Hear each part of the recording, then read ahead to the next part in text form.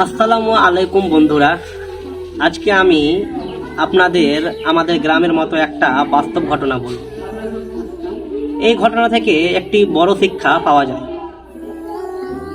আমাদের গ্রামের পাশে এক লোক ছিল, নাম ছিল রহিম।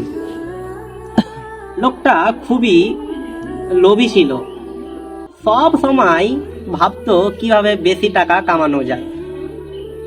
কি হয়েছে, একদিন সকালে সে মাঠে গেল।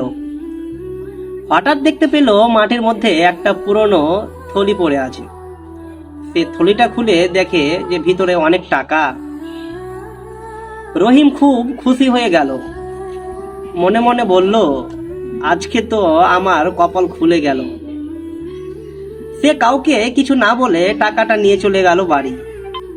কিন্তু গ্রামের আরেকজন লোক দেখেছিল রহিম থলিটা কুড়িয়ে পেয়েছে। কিছুক্ষণ পর গ্রামের মসজিদে ঘোষণা হলো, কারো কাছে টাকার থলি রয়েছে, যদি কেউ পাইয়া থাকেন দয়া করে ফিরিয়া দিবেন। রহিম শুনে চুপ করে রইল, আর মনে ভাবলো, এত টাকা পেয়েছি, কেন ফিরিয়ে দিব। কয়েকদিন পর হঠাৎ রহিমের গরু অসুস্থ হয়ে গেল। ডাক্তারকে ডাকতে হলো, অনেক টাকা খরচ হয়ে গেল। তারপর তার ছেলে অসুস্থ হয়ে গেল, আরো টাকা খরচ। কিছুদিনের মধ্যে সেই সব টাকা শেষ হয়ে গেল। তখন রহিম বুঝলো যে টাকা হালাল না, সেই টাকা কখনো বরকত থাকে না।